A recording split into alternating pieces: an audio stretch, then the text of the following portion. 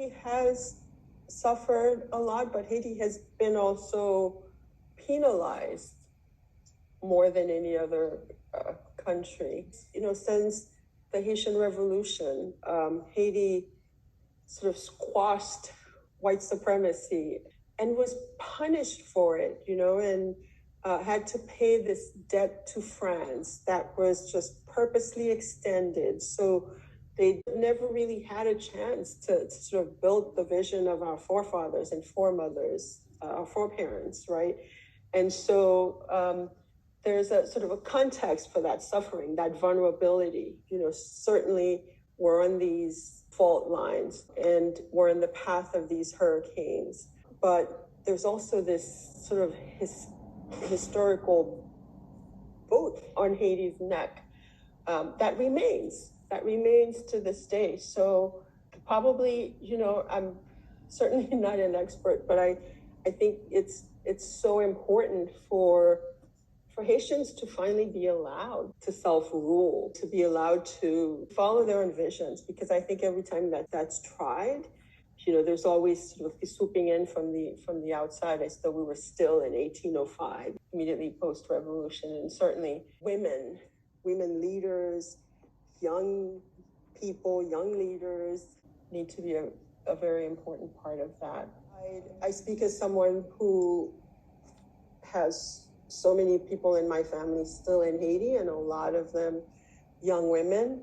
I would say what they tell me, what they talk about, but also what the organizations that I follow, one of the biggest issues is sort of the overall insecurity that threatens everybody else in the country as well. The armed groups and the communities in which young women, who are within these communities are particularly vulnerable because they either fall under, sort of the protection of these groups. It also leads at times to sexual violence. Certainly education and the lack of access, especially for poor women, especially, women in these types of communities, that even if they do have a school that they can go to, can they travel freely? Access to health and health, in ways that are specific to women, being in the political space, making decisions, representing sort of half the population. Is that reflected in the political space? The political space is very, murky at the moment. But there are, thankfully, a lot of wonderful women and wonderful women's groups that have been around for a very long time. Groups like SOFA, with Solidarité Femmes Haïtiennes, group like CAIFEM. There's some wonderful group like young women artists like Neges Maon, who are in the cultural space that also weave into the political space. There's a group called Nupabdomi, We're Not Sleeping, that was extremely active in the Petro-Caribe movement, which was a movement that was demanding of the government accountability for monies that were borrowed from Venezuela through oil, as a shorthand to say all that. And rural women who often seem to be left out of the conversation. I come from a rural family, and I always had one aunt who never left that rural space. So I always got, even when I was in Brooklyn, got to go to the rural area to see the struggle of rural women as well. Right, like American culture is very patriarchal too. Like we're still talking about women first in everything in the United States, right? Patriarchy is just built into the world that we live in. Of course, there's patriarchy in Haiti, but there's also, to contrast in a way, this and maybe part of it was done during the dictatorships, and also through this migration where a lot of men have to go away, or a lot of men were in prison during the dictatorship, where there are a lot of female-centered households where women, might be the structure is patriarchal, but women have a really sort of to the point that people and there's now, pushback against that notion of being a potomitan, a middle pillar, but there's also very strong female-headed households. For example, when I was growing up, like I thought I didn't know what feminism was, but I saw it modeled. And my aunts, who many of them had not gone far in school because they were such powerful figures, they seemed to wield so much power at the same time. So I think absolutely there's a lot of issues with, patriarchy, gender-based violence, the sort of inequality of education for women and extra vulnerability during insecurity, while at the same time there's also women who hold it down, as the kids say, in spite of that patriarchy. I grew up in a way where family was defined very much more broadly than two parents and some children. The family was a lakou, sort of like a very extended group of people in a community or within a family, an extended family who looked after children. That's the only way that my parents could have migrated and then have left me and my brother behind and then build a life elsewhere than to be able to send for us. And as I said, I think it's such a common experience and for Caribbean migration. There's so many people who, like me, who were raised by an aunt and uncle or grandmother or an aunt, or there's always someone who went ahead and then came back for the children or sent for the children. So then what happens is that, you have to redefine the way you think of family. So I often think of myself as having had two fathers, because my uncle who raised me was like a father figure to a lot of us, right? A lot of young people in the family who came through his house with my aunt. And then while their parents were in Canada, while their parents were in the Dominican Republic, while their parents were in the US. So then just the way family is defined is very malleable. For 8 years in my life, I was with my mother, but I had all my aunts who were like mothers in the way that you're raised communally, which you lose in migration. And I realized that even, very early when we moved to Brooklyn, that suddenly I was in a kind of parental role because my parents were working all the time and I was the oldest daughter. So, and my mother, I remember in a very funny way, told me, she's once told me, she's like, you could spank your brothers. And then my brothers were like, there's three of us and one of you. I was sort of a stand-in for my parents who were always working, a lot, except, weekends. And a lot of that was taken up with church. So I think it was just, in a way, the expansion of what family means, and then the way that neighbors can be family. But when you think, though, in a more, contemporary or the more sort of legal immigration setting where we saw these separations at the border, for example, which still happen, and you see parents who, with temporary protected status, if that's revoked, have to choose whether they stay with their US-born children or go back and leave them with other people.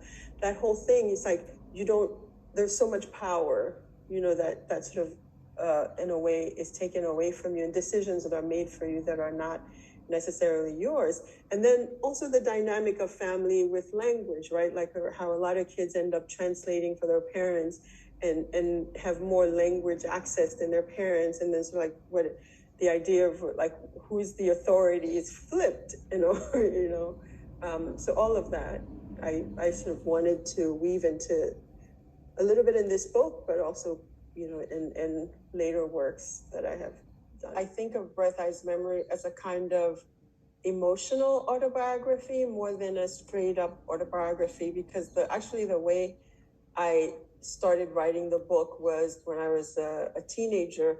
I used to write for a newspaper that was distributed throughout high schools in New York City called New Youth Connections. And it was a time where, Haitian kids were getting beaten up in schools for being Haitian, and we were called names a lot.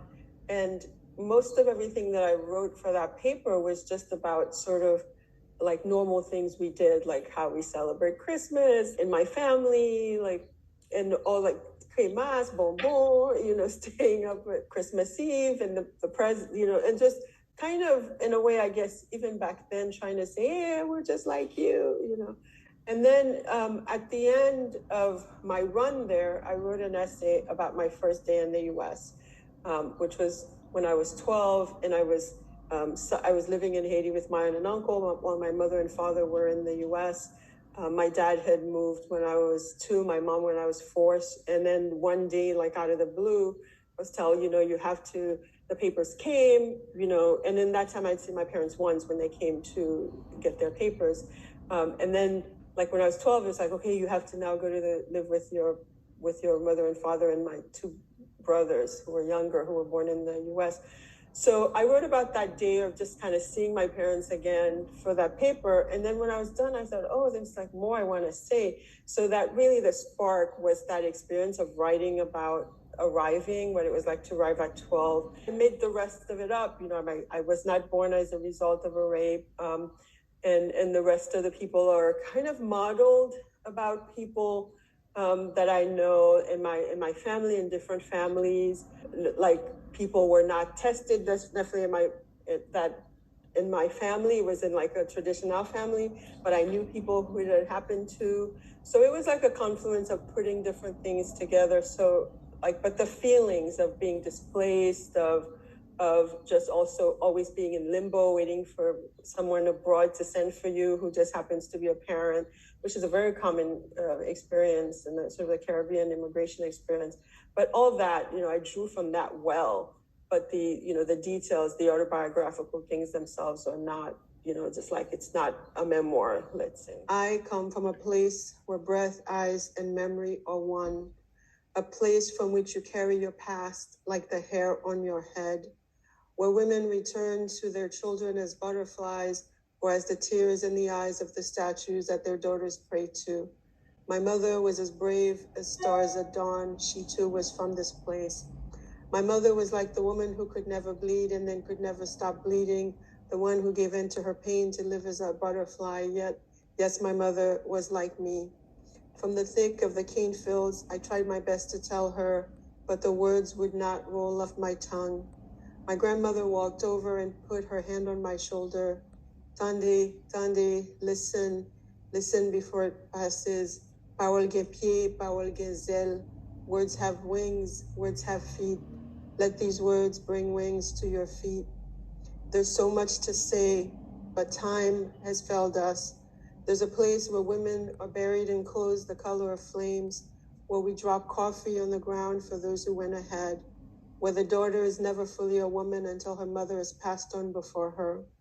There's always a place where if you listen closely in the night, you will hear a mother telling a story, and at the end of the tale, she will ask, "Ou libérée? Are you free, my daughter?" Now, you will always know how to answer. When I just was living alone and was a single woman, I was a binge writer.